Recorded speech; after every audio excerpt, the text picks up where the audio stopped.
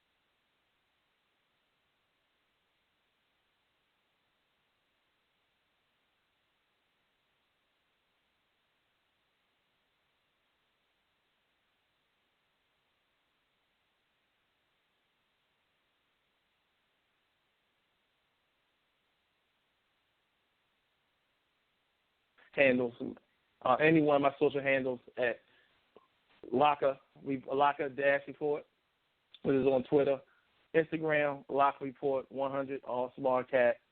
Also on Facebook, lockreport.com, and also you shoot me a message directly via email at barrybarnes@locker-report.com. All right, as you can tell, I'm excited. I love football. I love this game. Week 11 is here. The mid-season part of the year is getting here. Just that time of the year when you see players and teams just go at it because their playoff lives are in the midst. You have teams that's trying to fight for seeding situations. You have teams that's trying to stay alive and guys that's fighting. And you have those teams, those spoilers, which is actually one of my favorite parts of the second half of the season. The teams you don't expect to win and don't expect to be a certain team that's really in the playoff hunt come out and lose. I really love them. I love to see when guys are disappointed and guys are excited. That's the part of excitement and disappointment that I love to see. But after what happened last night with the Cleveland Browns and the Steelers, that is a part of the game that I don't like to see. Unfortunately, that with what happened with Mason Rudolph and Myles Garrett, defensive end for the Cleveland Browns and the Steelers, young quarterback, with just 8 seconds. Just 8 seconds. And, it's definitely really inexcusable. Unfortunately, Myles Garrett, I don't know him personally, but from just understanding who he is, he really is not a bad guy. I just hope that with all the talk shows and everything that's going to transpire for the next week and a half or so, at least, to when his punishment is revealed, I just hope that no one really trash this young man. He's really a good, hearted young man, and there's a lot of things that's said on the field. Nothing condoning what he did. Definitely wasn't right. There are things that is said on the field, and I know that he was a headache for Rudolph all night last night, and you can see the frustration that Mason had, and you saw at the bottom and how Mason was trying to go for his helmet, and Garrett grabbed his helmet, ripped his helmet off. So there definitely was some words that was changed in that power between them. There's definitely some things that was going on that can tip a man over the edge. But when you're a professional, we all go through it, and no matter what is said or what is mentioned, you definitely got to keep your composure. And with him swinging the helmet after he took it off, when he took off Mason's helmet, I said, okay, he's definitely going to be injected. And then when he hit him with the helmet, I said, yeah, he's going to be suspended. And the Browns' chances of getting to the playoffs, it was already slightly, despite them having the easiest schedule to finish out the rest of the season. I would not be surprised if they had Myles Garrett sit for the rest of the year, which is unfortunate because he's a good player. The Browns need him. He's their lead on the defense, and you don't want to have a chance to make the playoff or be successful be wasted because of a situation that unfortunately happened. So, hopefully a lot of good things. The good things will come from this. I know that Miles is sincerely sorry for what happened, and I think because of his track record, put it like this: if he's suspended for the rest of the year, I wouldn't be surprised because I know this is something that the league do not want in their game.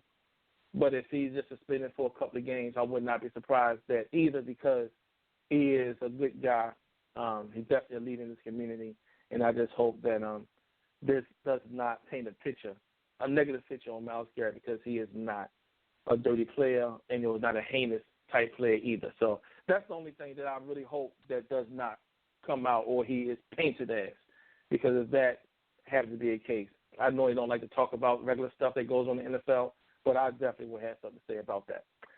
You guys, this is the Locker Talk, Bachelor News Radio Network. We hear about NFL stars of today.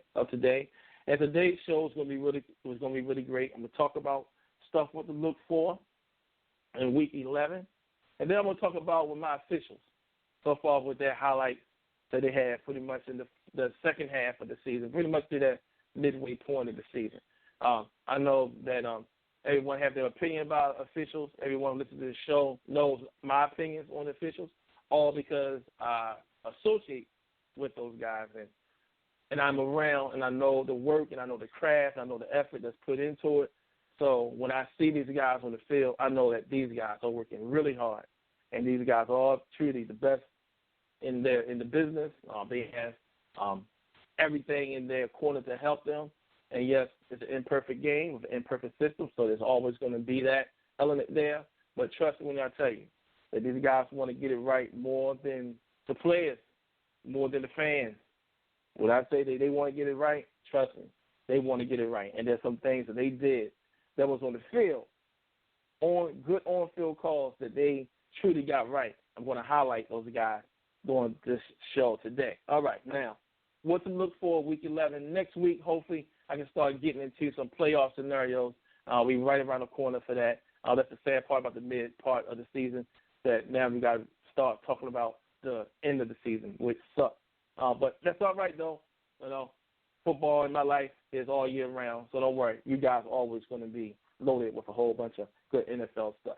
Now, if you're a Dallas Cowboys fan or a Tampa Bay Bucks fan, make sure you hang around. Got some good news on a couple of your players to watch out for. But we're going to start with the marquee matchup Sunday with Deshaun Watson as the Houston Texans journey to Baltimore, M&T Bank Stadium, to take on the hot Lamar Jackson and the Baltimore Ravens. So it's going to be a great marquee matchup to watch out.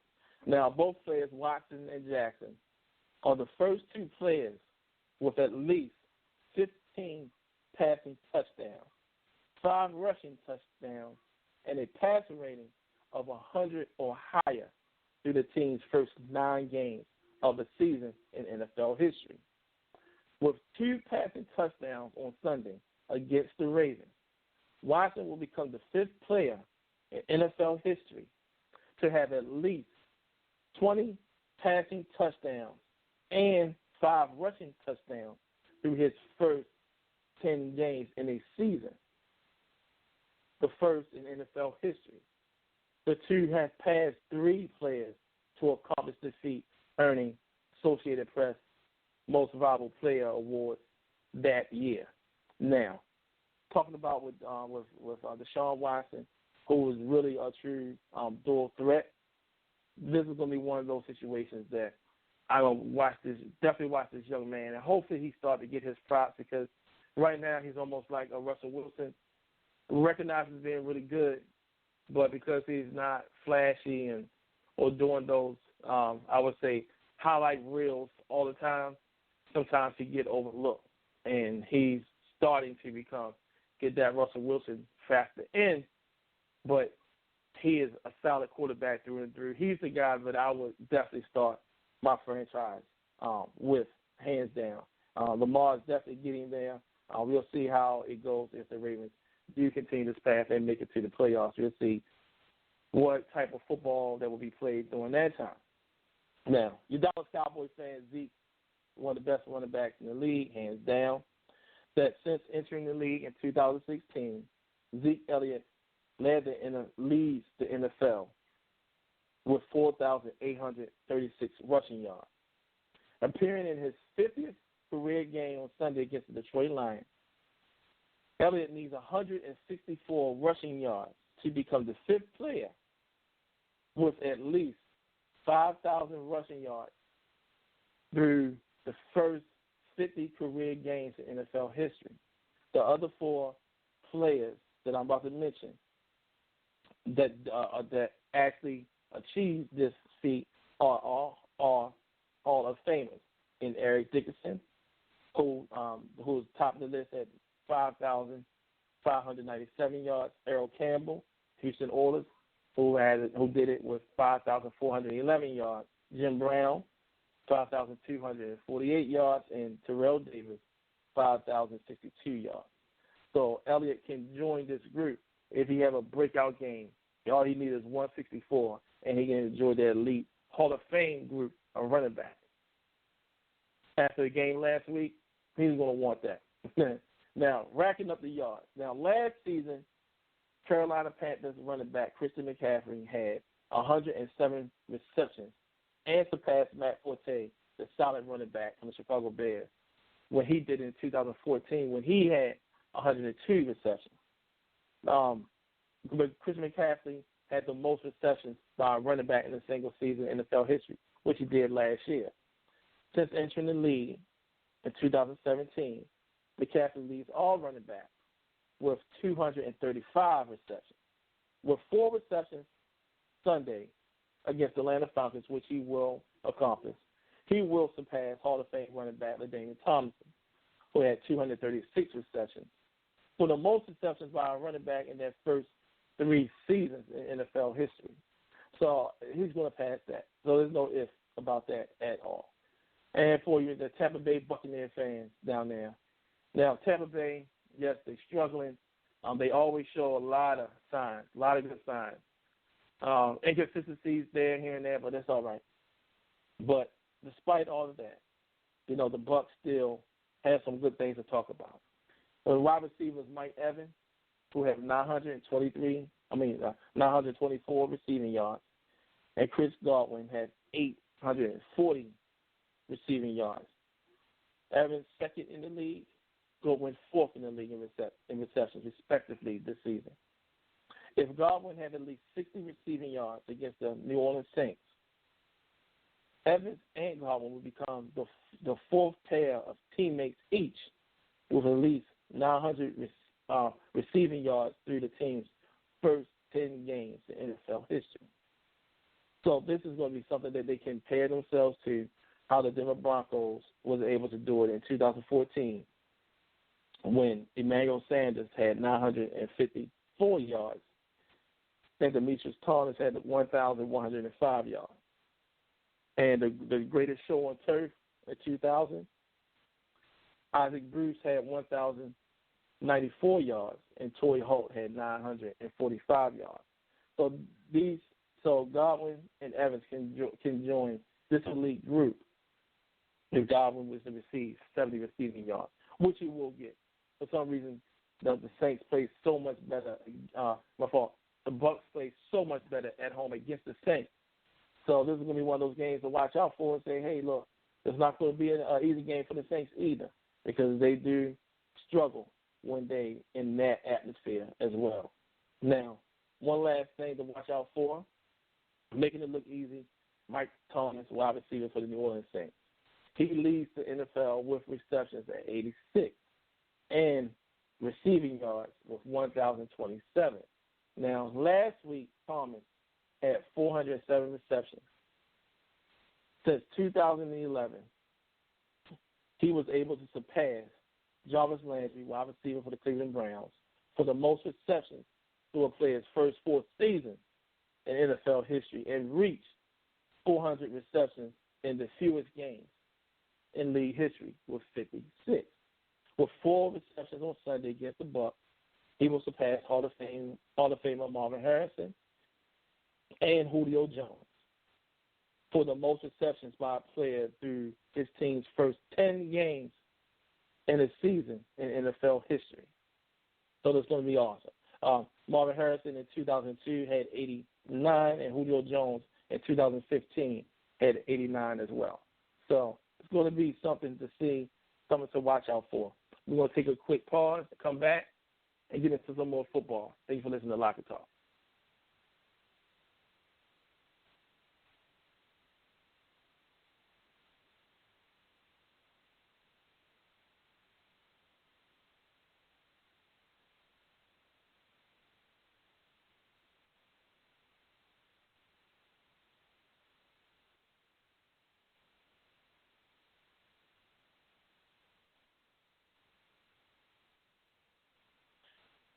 Well, welcome back to Locker Talk with Barry Barnes on Boston News Radio Network, where you hear about NFL stars of tomorrow today. I'm your host, Barry Barnes, founder and CEO of Locker-Report.com. And you guys always go to that site to find out some unique content on the NFL that you will not receive anywhere else. Anywhere else.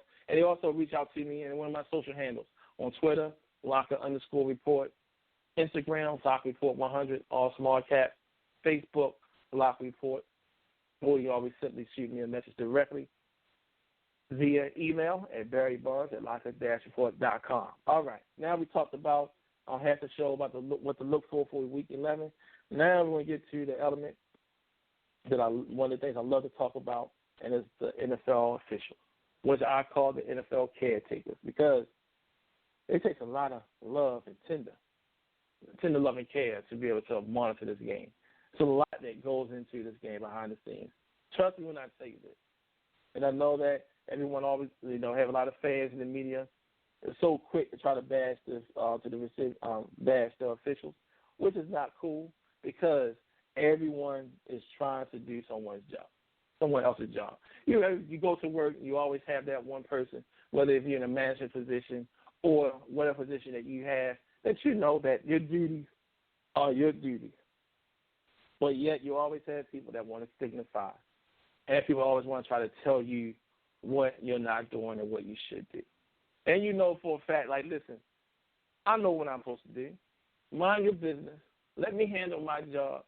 I understand that you see that I may have all this paperwork piled up. You understand that, okay, my name probably get called out in meetings a little more than others, but don't try to tell me my job. I know what I have to do. I have a game plan laid out. Just mind your business. Do what you're supposed to do. Do your job. Let me do mine. I'm making the right corrections to make sure that I execute my job correctly. And this is how I equate with officiating. Everybody want to try to tell these guys what they are not doing. They're not doing this right. They're not doing that right. And my favorite part is that it's easy. I can even do that job. I remember I had this one situation. My son's practice, and I'll get right back to my main topic. But it's in relation to this, a referee actually, who his son actually played on my son's team, and they got into the conversation, talked about a call that was made on an NFL game. This was last year, and then I don't know who the guy is. I never met him before. I saw him in a couple of practices and a couple of games, but he just happened to be standing right beside me with three other guys, and they was talking about football and the guys who were officiating, and then he just went and said, "Those guys don't know what they're doing. I can do that job." I immediately cut them off and said, "Excuse me, no, you cannot. There's nothing that you can do to compare yourself to what an NFL official goes through." And so I pretty much, in a brief, kind way, basically put them in his place to let them know that your little itty-bitty football knowledge that you have as far as officiating is compared to nothing about what the speed of the game and what the NFL level is. You would get on that NFL football field, and I told him, your head would fly off. So, and after that, I never talked to that guy again. But anyway, there was this little tandem thing I had to go into it, because sometimes I got to make sure I don't do a Myles Garrett and not flip out. Because I know this, to be true. And I know that these guys work their tail off to make sure they get it right.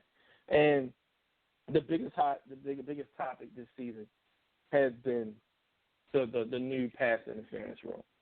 So when they put that in, this is like everyone's new pet peeve now. They want to make sure they monitor this. And was thinking that the officials was not getting the right, thinking they was having their errors in that. But let me just give you a little bit of scope on how that has been working out this season. Between weeks 1 and 7, there have been 7 reversals in pass interference-related reviews, which is okay. They pulled back 7. That's great, but it's out of 40. Since week 3, however, through week 7, NFL coaches have a losing record against pass interference challenges, as they only succeeded 1 time out of 21 attempts. Now, coaches and fans alike need to understand that the new pass interference review rule was not intended to re-officiate, but rather to correct obvious errors. In translation, the standard to overturn a call in the field is a very high bar. And let me read that one more time. That the new pass interference rule was not intended to re-officiate. It's not to try to get those guys to redo everything that was done. It's just for those obvious ones that can happen in blur. Because like I said, the NFL is not it's a game that I equate as being a blink of an eye sport, and sometimes mistakes can happen. Players make mistakes all the time. Coaches make mistakes all the time. I make mistakes all the time. I make dozens of them on this show. You, your listener, you make mistakes all day long. But you don't have no one coming to you telling you every single thing that you did was wrong. And you wouldn't like it if someone came and told you everything that you did was wrong, or you should have noticed that, or you should have recognized that. No one does that. And the officials in a situation where, although it's a public sport, it's the most magnified sport in America, and everyone feels as though it can be a critic and feels as though they can tell someone what to do. Be quiet about it, because you really don't know. But there are things that's been instituted through the competition committee with the league, and it's an official job to go out and execute it, and this is what they're doing. And with those numbers that's laying it out for you, how the coaches now feel as though that they're not going to win these challenges, the coaches are still going to try. But if it's not there and if it's not obvious, the ruling on the field that these guys are able to pick up in this blink of an eye sport is remarkable. And there's nothing short for excellence that these guys bestow on the NFL field. And speaking of excellence, on call or on good on the field calls, I have a couple of them right here that I'm about to detail and break down. In Week 5, we all saw this. Thursday night game, Los Angeles Rams, Seattle Seahawks, when Russell Wilson put a perfect pass in the back corner post, left post of the end zone. Referee Scott Novak and his crew had some highlights in that game. That wasn't the only big one they had. And so we know about that particular one, which was great. But the one that stood out also, which was really good, because just to give props to the side judge in that play for Chad Hill, to be able to watch at the same time now that there was a catch, there was control, and he recognized that Tyler Lockett's both his toes were in bounds. So there's 3 things that Hill had to watch: the catch, control, and the feet, and he recognized it did not need help from instant replay. Solid on-field call. In the same game, in the second quarter, 5 minutes and 37 seconds left, running back Todd Gurley took a handoff from quarterback Jared Goff on 1st and 10 from the Seattle's 20-yard line. Gurley bounced out, took the ball in between the tackles, got stuffed by the Seattle Seahawks defensive end, Jotavius Clowney. While Gurley was falling down, the ball was coming out, and Clowney recovered the ball. Now, line judge Walt Coleman IV ran to the pile, waving his hand. Now, umpire Roman George actually went into the pile. His hat fell off. It was funny. Examined the outcome closely, looked back at Coleman, and with a loud yell, definitely saying, blue ball, blue ball. Coleman, Novak, and George pointed to the opposite direction of the field, favoring the Seahawks.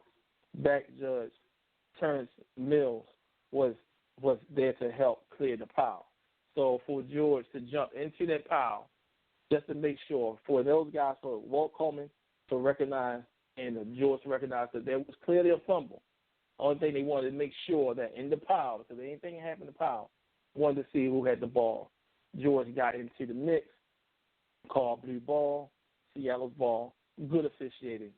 Did not need instant replay to recover that. Good officiating in that game. Same week, week 5, Baltimore Ravens, Pittsburgh Steelers. In the third, this was with 7 minutes and 6 seconds left in the game. On 3rd and 10 from the Ravens' 1-yard line. Lamar Jackson, with a shotgun formation, deep in his end zone, took the snap, handed the ball, and inside handoff to Gus Edwards, and he ran right in the middle. And then he met defensive tackles, Cameron Haywood, and defensive end J.T. Watt. And then that's where you know they met him, stuffed him, grabbed him, pulled him back.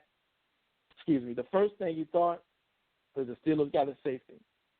That's when you saw down judge Tom Steffen and then line judge Byron Boston of Walt Coleman's group. They approached the spot on the play. Both players witnessed Edwards' forward progress in the midst of the crowd. And they put the ball, and he recognized that the ball did cross over to the side of the goal line.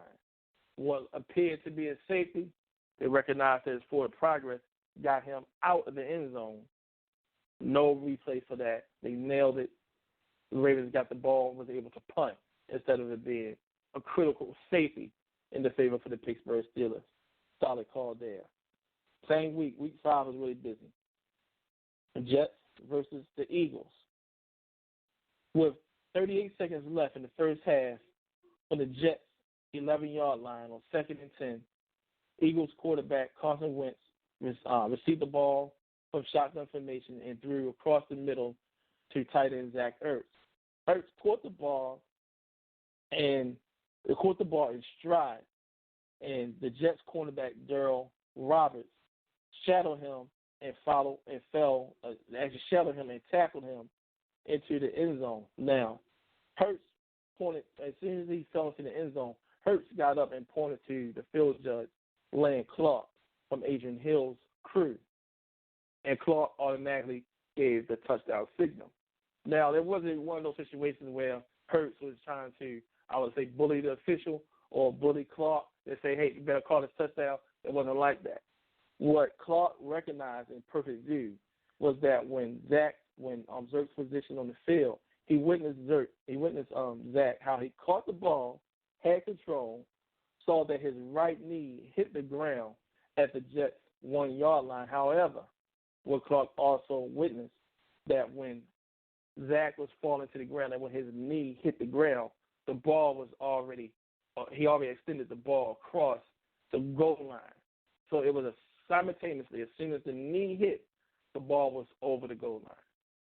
Solid officiating, good call, recognizing, no instant replay needed for that, clear touchdown, solid call from Clark in that situation, in that game there. Week 6, Steelers and the Chargers. This right here, I would say, was good teamwork.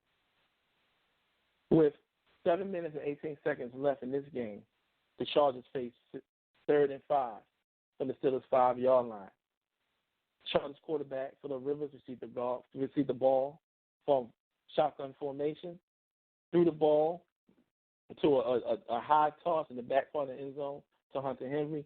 Hunter Henry leaped high enough over the Steelers' defensive back Archie Burns for the pass, and back judge Brad Freeman of John Hesse's crew had ruled it incomplete. However, field judge Alan Burns and Jabari Walker, side judge, ventured over to Burns and media and confirmed that Henry had controlled the ball. He had both feet in bounds. After a quick conversation, these guys ruled a touchdown. Instant replay showed what Walker and Allen had seen. Solid officiating. That was some of the stuff there, recognizing what the officials did. Make sure you guys tune in to next week on Lock and Talk as we talk about the NFL Regional Combine guys, what they did in the first half of the season and what to expect for the second half of the season for offense and defense. Make sure you guys tune in. Check us out on the Bachelor News Radio Network. Always shoot me a message directly to one of my handles, Twitter, Locker_report, Instagram, LockReport100, also on Cast, or Facebook, LockReport.com. Everyone stay blessed and enjoy Week 11.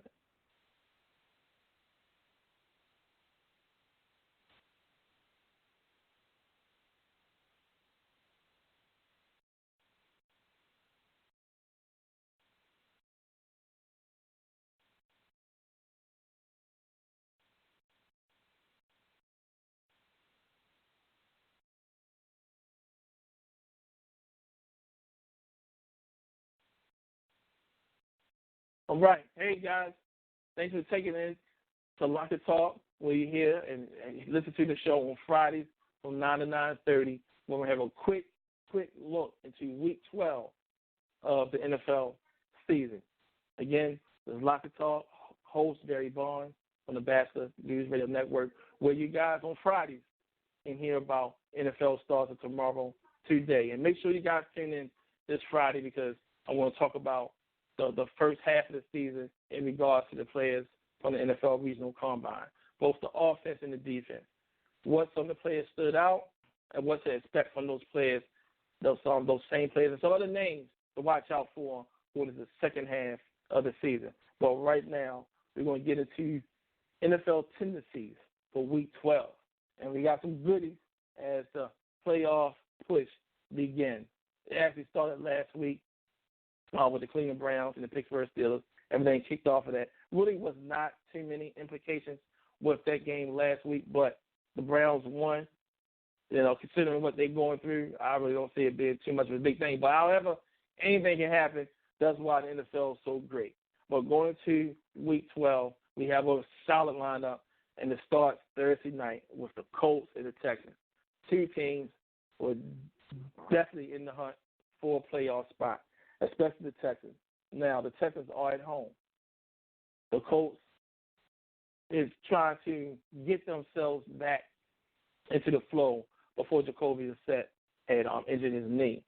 Now, the Colts definitely themselves in the uphill battle with some devastating loss in the last couple of weeks with teams that they, quote-unquote, should have beaten. But that's the part about this playoff push. They're not only the teams that you're expecting to see, but it's always those teams that you don't expect to win. And they definitely fell victim to that when they lost to the Miami Dolphins over there in Week 10. But this game here, tendencies is that the Texans normally, when it gets to that postseason time, they normally make the right plays during the mid part in trying to get a playoff berth. So I do see the Texans doing what they're supposed to do with Deshaun Watson, with an improved offensive line, making some things happen against the Colts Thursday night as they continue to keep not only their push for a playoff spot, but to win a division overall. The Buffalo Bills, they in the hunt still. The Broncos, they're not. So this is one of those games that to see, can the Bills muster up consistency on the offense side of the ball? The defense is relied on a lot this season. But what their defense needs to do is to get focused, turn it back into the way how they were playing early on in the season. And they are. They're not, struggling out there. But the most important thing, the Bills want to make sure they find more consistency that'll take some pressure off their defense. Now, this young Buffalo Bills team really have not shown anything on paper as far as what we consider as tendencies. But the thing is, when you have a young quarterback, second-year quarterback, when it's time for a playoff push, when they're in a situation where they can actually make a run, sometimes they will overthink certain things. Now, I'm not saying the Broncos is going to win this game. I still believe that on the strength of the Bills' defense, this team is going to make it. However, you will see Josh Allen make some mistakes because that pressure and trying to get to the postseason is real, and they will feel it against the Denver Broncos team that's going to come in ready to go and will not back down to the big bad Buffalo Bills up in Orchard Park. Now, another big game here. I want to say a big game. You know, the Steelers, for what it's worth, do they still have a chance? It's slightly. But if they want to have a chance to get to the postseason, and barring that health-wise, and you had, Juju Smith-Schuster to go down and James Conner go down last week against the Browns, Mason Rudolph has to play much better. I mean, before the injuries, he was looking really bad in that pocket. I wouldn't be surprised, and deep down inside Mike Tomlin's heart, he probably would think he should have just kept Josh Dobbs, because at least that young man would have been able to make plays with his legs. The way Mason had played in Week 11 against the Browns, he was horrible. And for some reason, he just did not feel any pressure in that pocket. I mean, and he was just standing there, and the Browns kept teeing off on him. So he has to make plays and make stuff happen and not go happy-go-lucky for the Steelers, because this is not the Steelers' way. I never count the Steelers out, because the Steelers is always one of those franchises always going to do well. But Mason Rudolph got to play much better, and he cannot be lackadaisical out there in the pocket. Do I see them winning this game? I do. But the Chicago Bengals team is not going to let it be an easy fight. So it all comes down to Mason's attitude and his execution, and play with a little bit more heart and go after it, and not play the way how he did when he played against the Browns. Saints and Panthers. Now, the Saints, definitely had their ups and downs of late, and the Panthers are still trying to find their way, so to speak. I'm not going to say find their way, but recognizing with their new quarterback, Kyle Allen, knowing that they put past the Cam Newton thing for the rest of this year, it's time to buckle down, and it's time to fight. This is going to be an awesome matchup. The Saints are back home. They should be able to rebound from this game and allow their Hall of Famer, Drew Brees, get out there and do his thing, use his weapons that he has out there, so that this team can actually get back to the way how they was early in the season, as they're one of the top 3 best teams in the league. Seattle and Philly, this is going to be a good game. Seattle come to Philadelphia to take on the Eagles. This is going to be a good game here. Tennessee's in this game. Tennessee's for both teams. Seattle, Russell Wilson, they always come through. The Eagles, Carson Wentz is normally hurt around this time of the season. Let's see how this team will fare. Carson Wentz is going to be in a situation they haven't been in the past couple of years, in a situation where he's in the driver's seat and having his team in position to make a playoff run before that one year when he was in MVP talks until he got injured. This is his first time carrying the team since then, where he's actually in more control. Let's see how he carried through.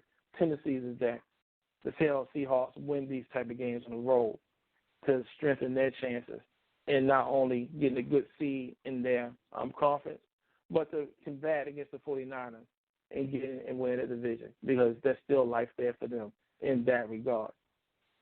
Dallas Cowboys fighting to stay alive. They're going to Foxborough to take on the Patriots. That's going to be a tough game. These indoor teams want to play in some inclement weather. Tom Brady and these guys is focused. This is their time of the year. Tennessee's is. The Patriots always make it right at this time of year. They're making their adjustments. I don't think the Cowboys really have anything for them. They definitely want to make sure Zeke is running this ball to help keep Tom Brady, number 12, on the sideline. But Tennessee's are that the Patriots want to make those plays.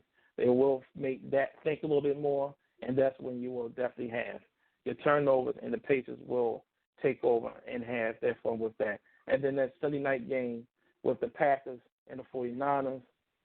49ers at home, I think they can take that, but if they challenge and you recognize that these guys in a situation where the Packers will take the lead, that's when you're going to see Jimmy Garoppolo, like last week when he went against the Seattle Seahawks, second-guess himself a lot. Let's see what will happen with that game, to see the 49ers can hold off on that. And then the Monday night game, Baltimore goes to Los Angeles. Nice weather. I hope the Rams are ready for this physical game, but at the same time, I hope the Ravens are ready for this type of game that the Rams will throw at them, because they have a stout defensive front there in L.A. So tendencies are. The Rams don't even try to hold out. There's a new Ravens team. Let's see what kind of pressure they put on Lamar Jackson. Let's see if they're going to make him be more of a throw of the ball, or they're going to continue to keep on steamrolling these teams with his legs. Now, that's your NFL tendencies for Week 12. Make sure you check out Locker Talk this Friday from 9 to 9:30, where we'll talk about the NFL Regional Combine players. My main focus is the NFL, of what the guys did in the first half of the season and what to expect the second half of the season. Tune in.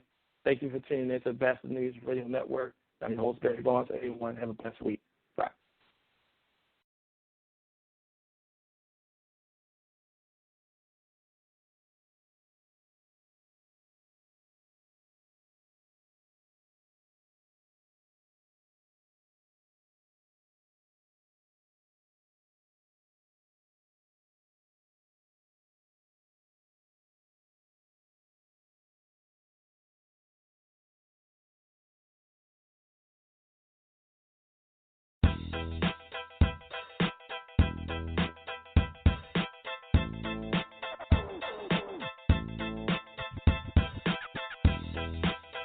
Welcome to Pro Talk with the Mighty Oba and our special guest commentator, George the Radman Radney from the Challenger Community News, as we talk about the NFL this week. How you doing, George? Great.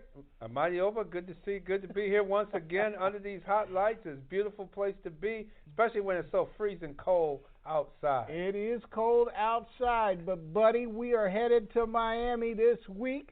Yes. But we're going to talk about the week as it went by. It started off with I think it was an upset. I didn't think the Los Angeles Chargers have really struggled this season. Mm-hmm. Phillip Rivers does not look like he can play this game at a very high level anymore.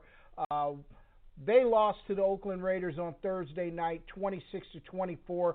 And, you know, Derek Carr, he's had a decent season.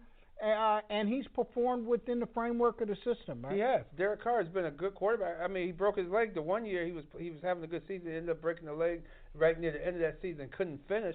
I've always been impressed with Derek Carr. I think he's a good quality quarterback, and you get him with the right system. And John Gruden is an offensive-minded coach, and you're seeing he got hard-nosed running backs. I love those running backs. Josh Jacobs, oh, my gosh. He goes in between the tackles and do what you're supposed to do. You can't arm tackle him. You got to wrap him up and hit him and to bring him down.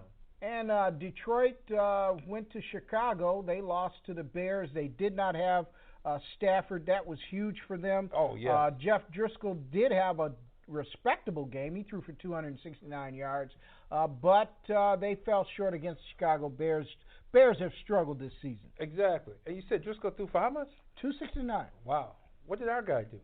Our guy threw for 260. Wow, and that's like a year. And this guy first time playing, right? Right. That's the point I'm getting at. Wow. Yeah, 266 to be exact. Wow. Well, let's get to the Buffalo Bills against the Cleveland Browns. This is a game, once again, we talked about it last week. Mm-hmm. Nick Chubb ran all over the Bills. He did. Critical yards. The Bills' defense has not been able to stop the run in 3 to 4 games. They're not physical at all. We're seeing that. They're being exposed as not being a physical defense up the middle. It took almost, 5, 6 guys to bring Chubb down, and sometimes they couldn't even bring him down. The referee just blew the whistle, and they just had to stop his, they stopped his momentum. But just to see how they couldn't bring Nick Chubb to the ground with 1 or 2 guys, you had to have 5, 6 guys. That's it's completely embarrassing to see something like that. Jarvis Landry had a very good game, 97 yards in receiving, had some critical plays, also had a very critical penalty. Obviously, the rivalry between LSU and Alabama kicked off between him and Levi Wallace after that touchdown grab. Because you got to remember, it was less than 24 hours after that game was concluded the day before, so they all were jacked up for this game. Well, one thing we need to look at with the Buffalo Bills again, Brian Dable as an offensive coordinator. Yeah. This offense can't score. No, he should have been called. But you look at his record. His offense couldn't score the last 5 places he's been. He's only being an offensive coordinator. Let's get right to the point. He's only become an offensive coordinator because of Bill Belichick, because he was on his coaching staff everywhere he goes, because you with Belichick, we're going to make you the offensive coordinator here. No, that's not. Kansas City, everywhere he went, this guy has had sorry offenses. So why does he keep getting a job? Why does he even have a job? It's beyond me. You're up against the 30th ranked rushing defense in football. Yes. And you come out throwing the ball. Right. And his pundits, and the people I call pundits, are people that work for the organization or receive a lot of funding from the organization. They said because there were 8 people in the box. There's always going to be 8 people in the box when they want you to throw the ball. Right. But Absolutely. you're supposed to attack a defense, am I right? You should attack the defense. You really should attack them. And why weren't you trying to attack them? And why wouldn't you even use Sonoris Perry to assist run the? Why is he on the field as only a special team only? And you have T.J. Yeldon not even active. Hasn't been active in weeks. And you notice we've been losing those games that he's been inactive. We haven't looked good. The offense has looked worse. Why won't you bring a guy that you know can catch the ball out of the backfield, get him in there, give him a few touches, get Devin Singletary touches, go up the middle. You should have ran all over the Cleveland Browns right in the middle of their line. That's their weakest point, and we chose to try to let our quarterback win the game. If there's anything about Cleveland that is a strength, it's their pass rush. I mean, you're talking about Myles Jarrett is a premier pass rusher in this league, and it seems that Brian Dable, his play calls kind of feed into the strength of the defense rather than attacking their weaknesses. I just didn't get that. It really does. He does that week in and week out. He's the same guy. How are you going to leave a young quarterback like that hanging? Josh Allen is not a very good quarterback to begin with, number one. Number two, can he look better? Yes. If you take the best offensive coordinator in the league and put him on the Bills coaching staff and work with Josh Allen for a season, Josh Allen would look a little bit better. But he's just not an accurate quarterback. And when you're not accurate, you can't win at any level. Now, his strength was supposed to be the long ball. He can't hit the backside of a car. Oh, my God. His long ball is horrible. It's horrible. It's horrible. It's just not – there are receivers that are open. It's not even close, is it? Not even close. Because John Brown had – I tell you one thing, Denzel Ward and the rest of those defensive backs at Cleveland, they don't want to see John Brown no more. No. Because he was killing them. He was cutting them and breaking. And that one where he went to the middle of the field and then broke to the sideline, Denzel Ward was still in the middle of the field. He was calling for the ball, and by the time Josh Allen threw in the ball, he had to reach down to catch it and then turn around and then dive to the ground where the guy almost took his head off. If he would have caught him in stride, it was a touchdown. It was an easy touchdown throw. Right. And what about Sean McDermott? I mean, we have to look. Sean McDermott, the guy is having some issues. He goes off on a reporter a couple of weeks ago, and nobody's talking about that. Today is media day. He cuts off. He gets mad at the media for asking questions about comparing Tyrod Taylor and Josh Allen. And their stats are looking really familiar. Very familiar. But you ran Tyrod out of here. Right. So he got mad. He left after 9 minutes today, and his demeanor it needs to be called in question. But most importantly, his coaching decisions have to be called in question. And his coaching of hiring coaches. Right. Why would you hire a guy that never been successful as offensive coordinator to go with your prize quarterback? That's almost like you buying a brand new car, a fancy Jaguar, but not driving it, or it can go 100 miles an hour, but you live in the city. You're not going anywhere where you can go on an open road and drive it 100 miles an hour at times. So what's the use in having that feature on your car if you can't use it? Made a decision to go for a fourth down early in the fourth quarter. We both said that they should kick the field goal. You then said that maybe something's wrong with Hauska. Yeah. Come to find out today, we spoke to Stephen Hauska, and he basically somewhat admitted to me that he was not right. Right. And something like that, if you saw him kicking as poor, because you could tell he wasn't taking full strides. He was just gliding into the ball. He didn't let his leg hang back, which to me detects a groin injury. He had some type of pulled groin, some type of muscle is pulled because he carried his leg. He didn't glide his leg back, and he kicked it like a soccer player. You get that little oomph into the ball. He just glided into it and just lightly kicked the ball. That's why the ball was like 10 yards short of the goal line on that 52-yarder attempt. And and that's coaching. When you know your kicker is hurt, and I know they had to know he was hurt right. Friday, Saturday, or whatever, they knew something. Why wouldn't you go out on the waiver wire, pick up a kicker just for the game, and have him come in and kick for you in that game? Just in case. Just in case. Yeah. Have him kick for you for that particular game, because you could see your guy was not capable of making. I don't think he was capable of making an extra point, really. Right. He struggled throughout the game, and obviously he was not right. And I just questioned some of the decision making of this organization. George, another thing too about Sunday's game with the Cleveland Browns, we just refuse to run the football. This time of year is power football. The Bills have been averaging 4.9 yards a carry, but they won't get the guys that you got the football. Devin Singletary is a playmaker. Frank Gore has been steady for you the entire year. T.J. Yeldon has been inactive. Why are they not allowing the running backs to make plays in this offense? That's very puzzling. And that shows you no coaching. Screen passes. No screen passes.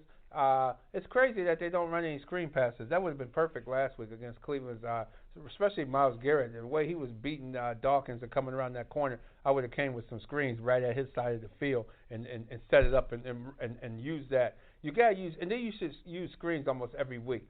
And for them not to run the ball, where's the head coach? Where's McDermott at in that? He should be telling them, no, man, run the ball. Don't pass. No, let's run a little more. And when you got late in the game and they need that field goal to tie, knowing your kicker's hurt, why wouldn't you go get the ball down the field farther? Why would you just settle for being that far 53. away? Why did they aggressively attack? It just seemed. I just scratched my head. Yeah. You know your kicker's not right, and you're going to trot him out there for a 53-yarder? He wasn't even close. He wasn't even close, so you should have just went for it, knowing that your kicker wasn't right. Go for it on fourth down. And this goes to the old adage that you keep hearing, too. Very few defensive coordinators make good head coaches. Very few of those guys are successful. Belichick right now is one of the most successful of all time of a defensive coordinator becoming a head coach. It's something about those guys. Now, notice his picks. He'll go and find guys on the waiver wire for the defense. He found Corey Lugent, who used to be a big-time star with the Chargers. Always liked his style of play. He also played with the Raiders. Then he went to the Chargers, done very well. You find a quality guy like that. Why can't you find a quality lineman? Why can't you find some quality players to help your quarterback? Right. Or find you another quarterback that can help Josh Allen. If Barkley's the guy, put Barkley in some of these games when this guy's struggling, and let him watch and see how you're supposed to do your reads, how you're supposed to drop back and don't get flustered and look downfield and show him how to get that ball placement. You got to have somebody showing this guy needs to sit. You're supposed to win games that your defense only allows 19 points. 19 points is a winnable game in the NFL. But this team has only scored 3 out of 9 games, 20 points or more. That's startling. That's crazy. That's crazy. And in one game, the defense basically puts you in position to score 2 touchdowns. Absolutely. So it's getting to the point where Josh Allen is a nice guy, but he is what the scouting department said he was. He's raw. He's not a legitimate NFL quarterback. The Bills look quite stupid jumping from 12 all the way down to number 7 to pick this guy up, and you let Lamar Jackson go by, you let Deshaun Watson, you let all kinds of Daniel Jones, heck, you let him go. You let all kinds of quarterbacks that are coming in the league, Kyler Murray, Daniel Jones, even though he's turned the ball over with the New York Giants, he's thrown for 3 touchdowns. He's thrown for over 300 yards. How about Hoskins? Hoskins was there. Yeah. You chose Ed Oliver. Ed Oliver has proven that he is too small.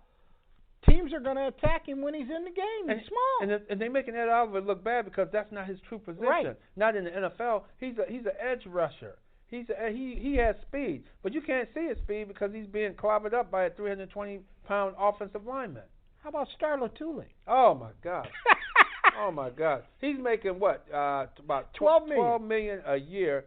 You cut Marcel Darius. You embarrass Marcel Darius. You had the Pagulas embarrass Marcel Darius off the field, and you're saying, well, Marcel's not a leader. Well, we know Starla Tule is definitely not a leader. He can't lead anything but let guys run him over and pick up first downs. Brandon Beane and McDermott do not know how to build a football team, and now we're seeing that McDermott doesn't know how to coach a football team either. Yeah, and your best defensive lineman is on a 1-year deal, and that's Jordan Phillips. If I'm him, we're not even talking until you start at $12 million, because that's what Star Latule's making. Yeah. And I'm not even talking to you unless we start at $12 million and up. I think Jordan Phillips is going to get a big contract at the end of the year. It'll be interesting to see if the Bills will be able to even keep him. And you got Tre'Davious White. They'll obviously keep him for a 5th year, but you really need to start talking to his people about start locking him up. The way he handled Beckham, he did a great OBJ job on Sunday. He did a great. He shows you he's an All-Pro player. He's a primetime player. And you've got Micah Hyde, Jordan Poyer on the back end, but you're allowing teams. When I talk to most of the Bills today, the basic bottom line of the defense is we have got to stop the run. The last 3 weeks, we've allowed teams to have a 100-yard rusher against us, and they're marching up and down the field. We have got to stop the run. That's what the defense is saying this week, Jerry Hughes and everybody else.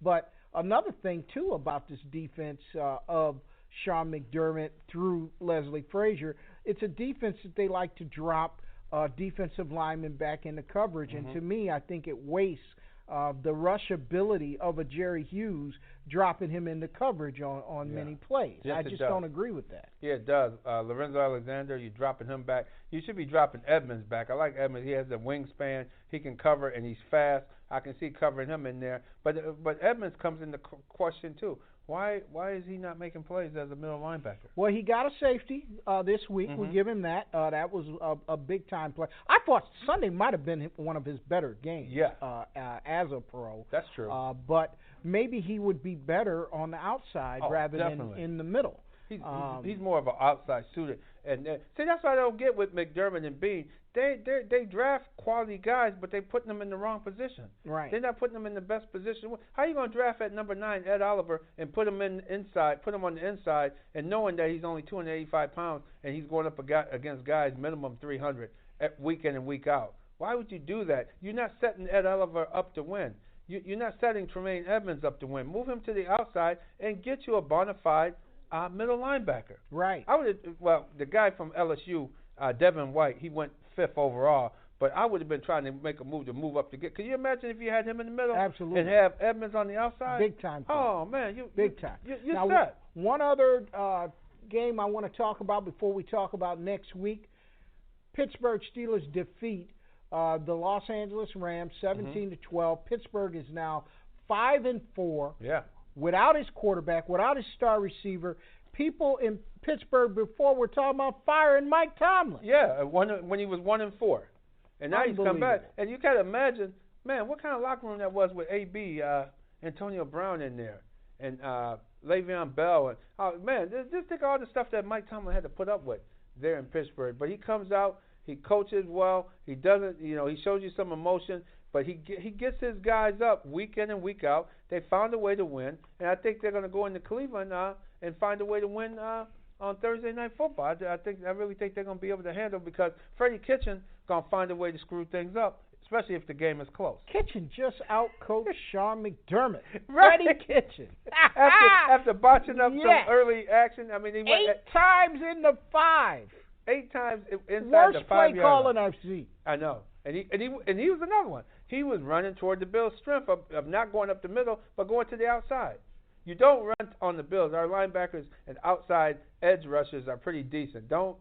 Corey Luther, the new guy that came in, he made a big play. He made a big stop on the fourth down play. So you don't go to the outside. Freddie Kitchen he just can't help himself. He just doesn't know. He just doesn't have the experience or the wherewithal to be good. All right, let's preview next week's games. It starts. One last quick what comment. Do you got? What about the 4 tight ends? We got 4 tight ends and none of them are good. They're terrible. None of them are good. None of them. Why would you draft? Why would you get Irv Smith Jr. draft? That's your tight end. Get a blocking tight end. Okay, Lee Smith can be your blocking tight end. Why would you go draft a backup by the name of Dawson Knox? A backup. And to me, that's what he is. Watching preseason in the first 2 games of the season, Sweeney was the best guy the kid from in the 7th round out of Boston College. He hasn't seen the field. Hasn't seen the field since Dawson Knox got. I thought he was he looked better than Dawson Knox during the preseason. And he certainly can catch better than Dawson Knox. So Absolutely. their decision-making is horrible over there at one Bills drive. Right. All right, let's get into next week. We're down to about 8 minutes left here. We're going to start with Pittsburgh at Cleveland. Big-time game. What are you seeing in there? I've seen a good defensive struggle. I'm seeing the Steelers very well coached. The Cleveland Browns not very well coached. I see a close game. Cleveland has the momentum after getting that win under their belt, beating the Bills on Sunday, and turning around and playing on Thursday night. Going into their locker room, they all talk with Kareem Hunt. All of them talk very confident. But I think the Steelers, with their veteran presence and veteran players and veteran leadership on the field and head coach, I think the Steelers are going to find a way to win it. All right. Take the Steelers in the points. Pittsburgh and the points. Dallas at Detroit. Oh, I think Detroit is. If Matthew Stafford is playing, I think Detroit might win this game because their defense they're good enough to handle the Cowboys. The Cowboys, they're finding a way to lose. Now they're finding a way to lose. They slept on the Vikings on Sunday. The Vikings ran all over them. Watch for Detroit. Detroit's giving everybody trouble. So I would call the upset. Take the Detroit in the 6 points or the 5.5 points. Take the points and go with Detroit for this one. New Orleans at Tampa Bay. What's going on with the Saints? Another divisional game. Those guys are waking up. Well, keep in mind, the real rivalry is the Atlanta Falcons. The Falcons just decided, hey, we're not going anywhere, but the one thing we are going to do is we're going to beat our arch rival. And they set it in their mind, we're not going to let New Orleans. We may lose to everybody else, but we darn sure not losing to the Saints. So that rivalry is strong. Atlanta put a beat down on them last week in New Orleans. I think New Orleans will rebound in Tampa with the win. Atlanta at Carolina. Atlanta, I think they might be still celebrating that beatdown of New Orleans last week. And from New Orleans, they might have hung out there a little too long. Carolina, people are finding out how to figure out Kyle Allen, the quarterback. I think take Atlanta with the upset. Jacksonville at Indianapolis. Oh boy, a pick'em game. That's going to be a good one. Hopefully, if Kobe Brissett is back, I would take Indianapolis in this one if he's playing. If he's not playing, watch out. I'll take the Jags. But right now, if I had to pick one team, I'll take Indianapolis in this one. Denver at Minnesota. Denver at Minnesota. Denver coming in most likely in double digit, 10 points. They're coming in from the cold and snow, going into another cold, snowy place, but they're playing indoors. So take Minnesota with their win here. Minnesota should win by 7. New York Jets at Washington. New York is on a roll, baby. Yeah, they are. They beat the Giants in a high. Man, that was a high scoring game. Wish we would have saw that one. And we haven't seen 37 and 24 points. Not with the Bills. Not within years, have they? Bills don't score very many points. They sure don't. They make you hard to watch them at times, but it is what it is. The Jets at Washington. The young quarterback Dwayne Haskins is getting things under his belt. Watch for the Jets. I think the Jets going to win this one. The momentum from winning last week will carry into this week. Watch for the Jets to beat Washington. Buffalo travels to Miami. Buffalo at Miami. This is going to be a close. Miami getting 6 points. Buffalo got to come in there. They got to stop the run. Miami will run the ball on them. Bills will pick up turnovers. I see Buffalo pulling this game out and winning it. Another close one. All of them are going to be close because our quarterback just can't get the ball in ball placement to the receivers in a timely fashion. Buffalo by 7. Houston at Baltimore. Oh my goodness. Woo, Deshaun Watson game. Against Lamar. Oh man, Lamar Jackson. That should be a good game as well. I like Baltimore's putting up the points. I would take Baltimore in this game. I think it'll be a shootout. Take the over in this game. If any of you putting a little change, a little quarters on the game, take the over. Arizona at San Francisco. Arizona at San Francisco. Arizona getting around 12 points right now. I think by kickoff it'll probably be down to 10. The 49ers were beat up physically by the Seahawks on Sunday. I think Arizona comes in and they'll be able to put some points. I wouldn't be surprised to see Arizona win this game, but Arizona will cover the spread. New England at Philadelphia. That's a great match. Yeah. Oh, wow. We saw this at the Super Bowl a couple years ago. It's a replay of the Super Bowl in Minneapolis. In Minneapolis, yeah. That was a good one. Philadelphia needs the game. New England coming off that beatdown in Baltimore. They're home to play Philly. It should be a good contest. It will be a good contest. My goodness. Philly really needs this game, and I think Philly's going to be up for this game. Watch for Philly to win because I think their defensive line is going to put so much pressure on New England's offensive line. Cincinnati at Oakland. Cincinnati at Oakland. Oakland will win this one hands down. Cincinnati Cincinnati's running for the bus already. They heading Such for the an bus. improvement since firing Marvin Lewis. Yeah, I know. And not bringing Hugh Jackson back or nothing. You go with an unproven young kid who's not even as old as your starting quarterback. Right. And we have Chicago at the LA Rams. Both teams are not performing at a level that we expected. Exactly. I would go with the Rams in this one. Rams will bounce back and it would be a defensive struggle for a while. The Rams should be able to cover the spread and win this game coming up. Well, those are our picks for this week. George, we're about to head down to Miami. And before we go to Miami, this weekend too, the Colin Kaepernick is getting a tryout Saturday. Saturday. For all NFL teams. Is it a stunt? It's in Atlanta. It's in Atlanta, but is it a stunt? Is it serious? Because if it's serious, one of these teams or several of these teams should be offering him a contract. He's not received any tryouts the last few years.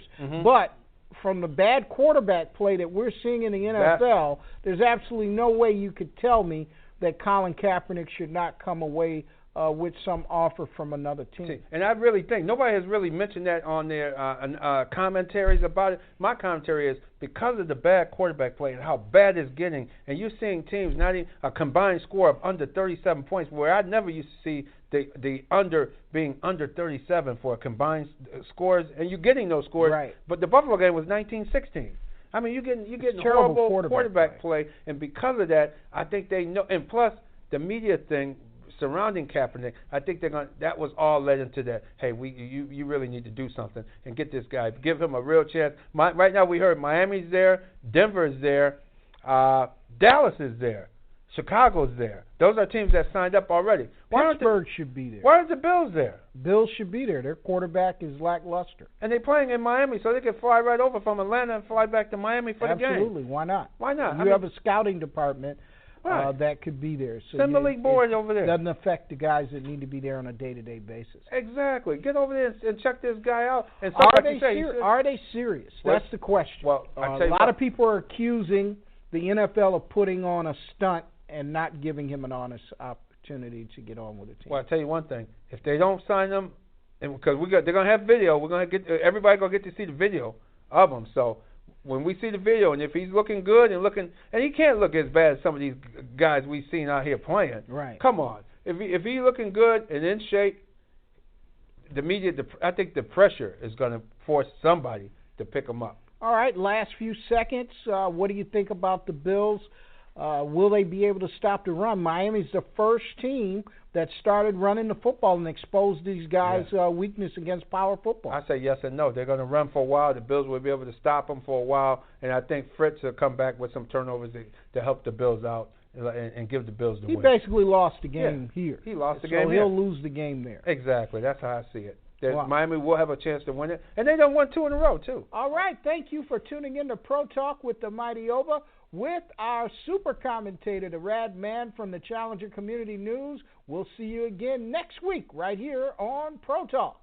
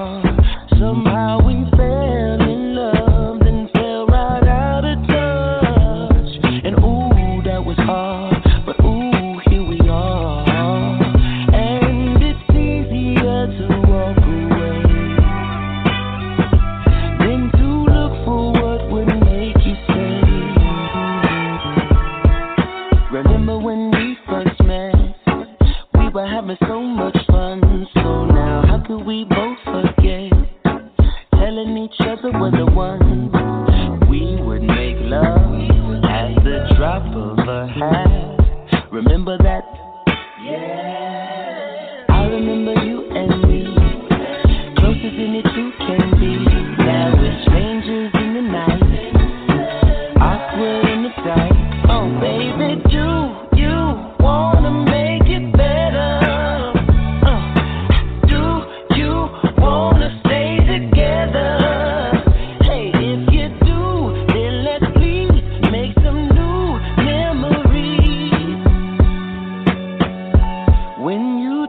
somebody for you.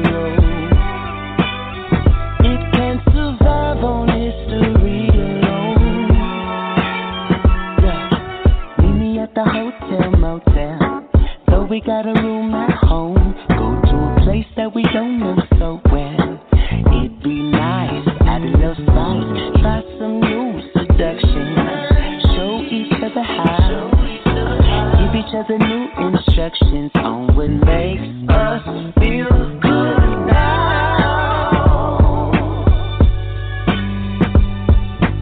I just wanna make you feel good now.